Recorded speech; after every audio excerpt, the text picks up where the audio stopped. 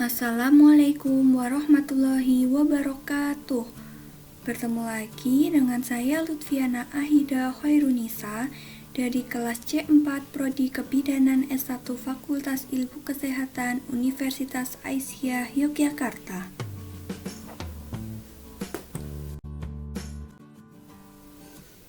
Di sini saya akan menjelaskan mengenai fisiologi pada sistem endokrin. Sistem endokrin merupakan jaringan kelenjar dan organ yang memiliki peran penting dalam mengatur banyak fungsi tubuh seperti pertumbuhan sel, metabolisme, tumbuh kembang, serta proses reproduksi. Struktur kelenjar endokrin.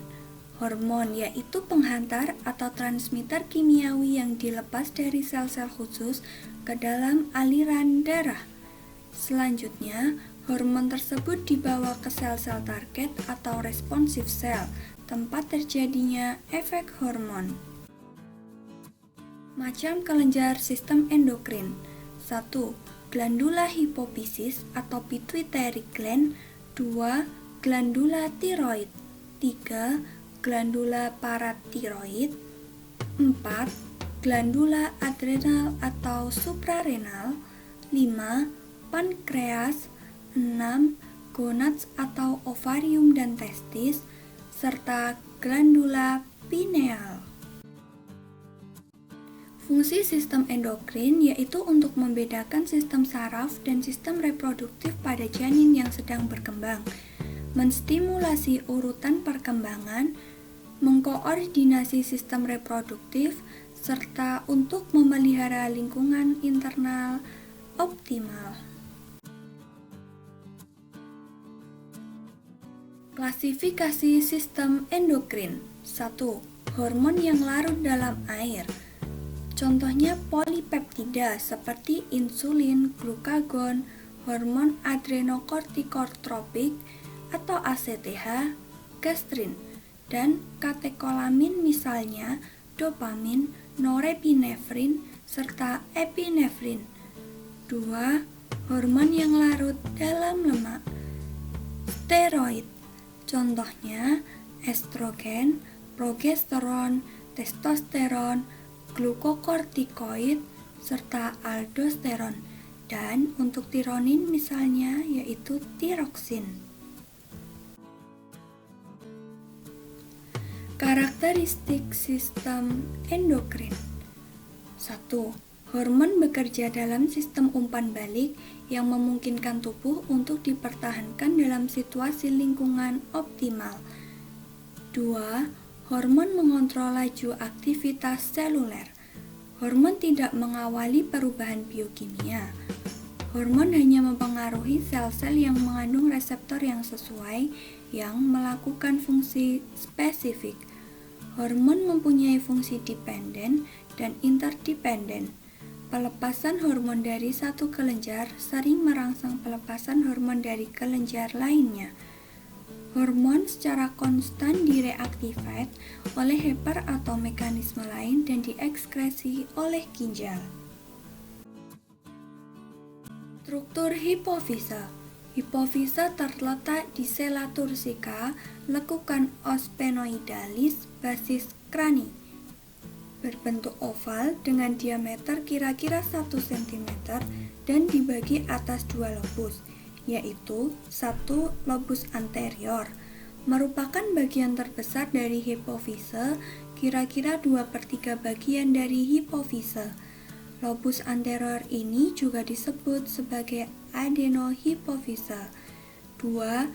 Lobus posterior merupakan sepertiga bagian hipofise dan terdiri dari jaringan saraf sehingga disebut juga neurohipofise.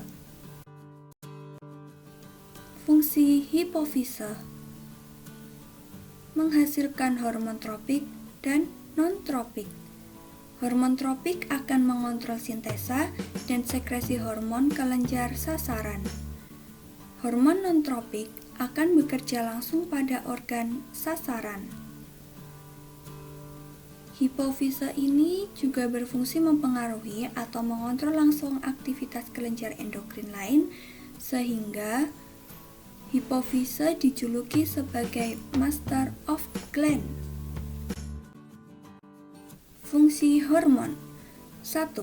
Membantu mengatur komposisi kimia dan volume cairan interstisial. Membantu mengatur metabolisme dan keseimbangan energi. Membantu mengatur kontraksi otot halus dan jantung, membantu sekresi kelenjar, serta membantu mengatur aktivitas sistem kekebalan tubuh. 2. Kontrol tumbuh dan kembang. 3. Pengontrol sistem reproduksi. 4. Membantu membentuk ritme sirkadian. Hormon 1. Kelenjar sebagai reseptor. Stimuli kelenjar hormon. Contohnya, glandula paratiroid terangsang oleh kadar CA darah. Glandula pankreas diatur kadar gula darah. 2. Pengeluaran hormon melalui rangsangan CNS. Stimuli CNS kelenjar hormon. Contohnya medula suprarenalis melalui rangsangan saraf simpatik. 3. Sekresi hormon melalui rangsangan saraf. Stimuli CNS neurosekretory sel hipotalamus hormon. Contohnya lobus posterior hipofise. 4. Hormon diproduksi melalui rangsangan tidak langsung dari saraf. Stimuli CNS neurosekretory sel hipotalamus hormon lobus anterior hipofise hormon. Contohnya growth hormone. 5. Stimuli CNS neurosekretory sel hipotalamus hormon lobus anterior hipofise hormon ke kelenjar endokrin lain dan hormon. Contohnya adalah glandula tiroid dan korteks glandula adrenal. Gangguan pada sistem endokrin yang merupakan penyakit yang terkait dengan kelenjar endokrin pada tubuh. Adalah gangguan sistem endokrin yang pertama adalah diabetes. Diabetes terjadi apabila pankreas tidak menghasilkan insulin yang cukup atau tubuh tidak dapat menggunakan insulin yang tersedia dengan optimal. Gejala diabetes dapat meliputi haus atau lapar yang berlebih, kelelahan, sering buang air kecil, mual dan muntah, kenaikan atau penurunan berat badan yang tidak disertai alasan, serta perubahan pada penglihatan. 2. Akromegali adalah gangguan di mana kelenjar pituitari menghasilkan hormon pertumbuhan yang berlebih. Hal ini menyebabkan pertumbuhan yang berlebih, terutama pada tangan dan kaki.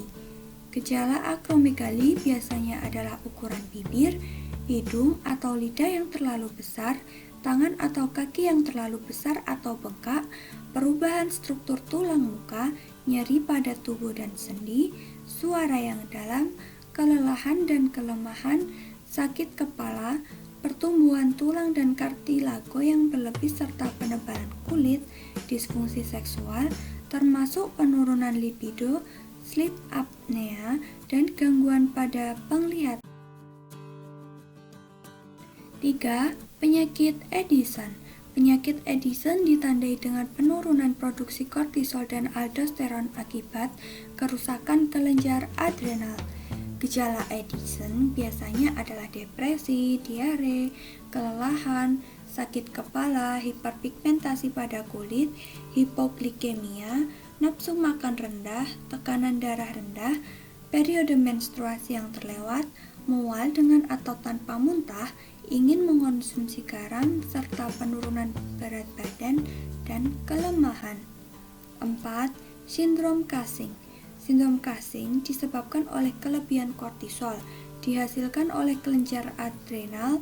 Gejala dari sindrom Cushing biasanya adalah buffalo hump, yaitu lemak di antara bahu seperti punuk, diskolorasi kulit seperti memar, kelelahan, merasa sangat haus, penipisan dan melemahnya tulang atau osteoporosis, sering buang air kecil, gula darah tinggi atau hiperglikemia, tekanan darah tinggi atau hipertensi, mudah marah dan perubahan mood, obesitas pada bagian atas tubuh, serta wajah bundar.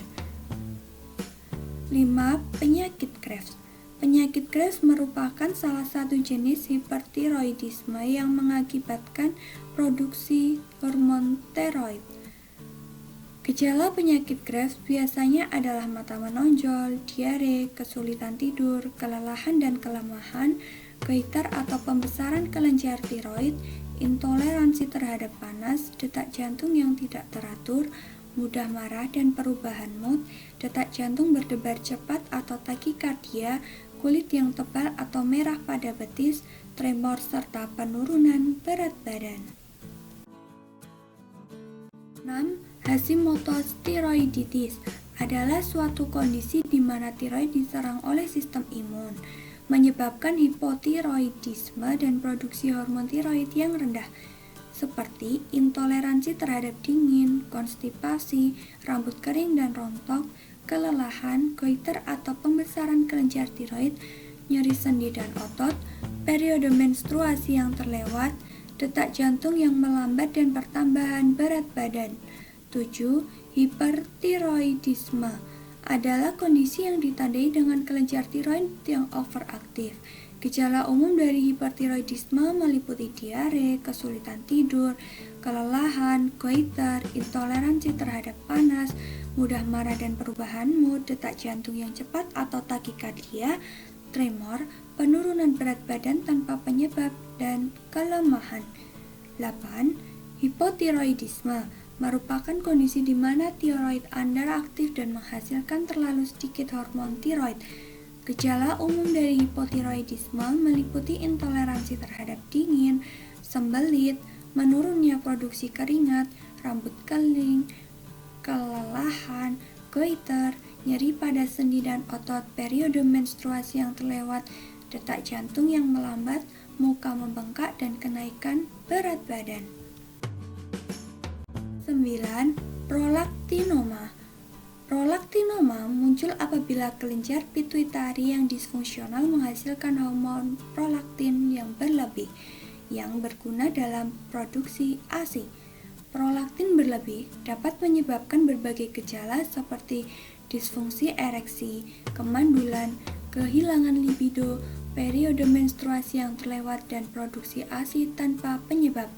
Selain itu, terdapat beberapa komplikasi gangguan endokrin tertentu seperti kegelisahan atau insomnia.